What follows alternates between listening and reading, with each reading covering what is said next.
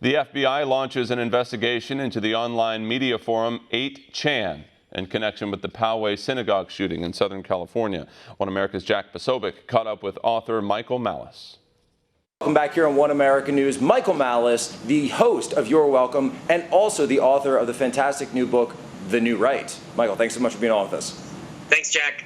So a little bit of breaking news that happened just before, and we had already scheduled this interview, but there's now a search warrant that the FBI has put out, the Department of Justice, for the website 8chan. And I found this interesting because this is actually something that comes up in your book.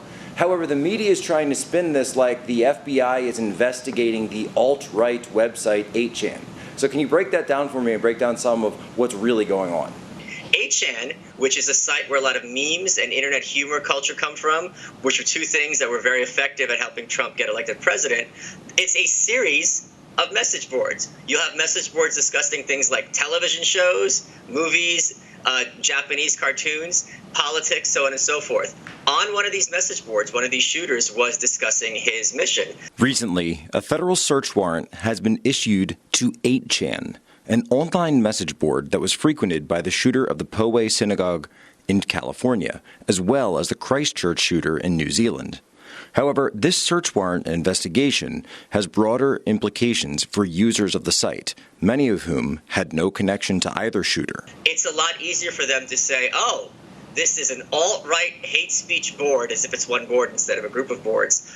They're under investigation, and this is a prelude to getting sites like this shut down. Now, why is it then that they're focused on the website 8chan? Because, as we all remember, he live streamed it on Facebook, yet nobody's talking about taking down Facebook because of this guy. How it works is, are you on the side of the corporate press, or are you unorthodox? And the unorthodox venues are a threat to their kind of dominance because the argument is they are legitimate and anyone outside of them is illegitimate and therefore pay no attention and don't listen to it. There's so many people in the traditional media that are focused on controlling where people get information from. They're the ones that came up with this term fake news. And I'm sure people are old enough to remember when it looked certain that Hillary was going to be elected, the next step that they were all teasing, we all saw the sneak preview, is for Facebook, Twitter, and all these other social media giants to kind of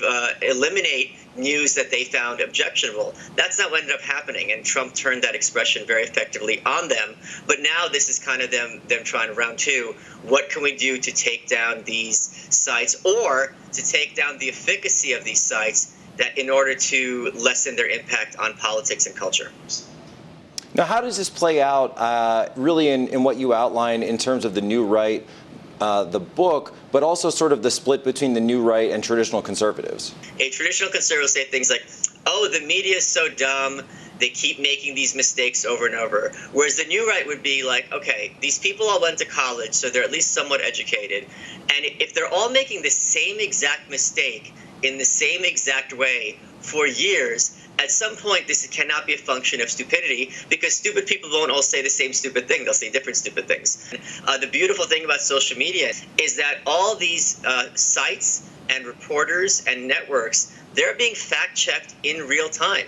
They'll throw out their kind of nonsense and immediately people will call them out. Michael Malice, the book is The New Right. Thank you so much for being on with us today and sharing your insights. Where can people find you? MichaelMalice.com and Michael Malice on Twitter. Thanks, Jack. Thank you. Want to see more videos like this? Click on the link below and subscribe to One America News on YouTube. And call your cable provider and kindly demand that One America News is added to your lineup. Call and subscribe today.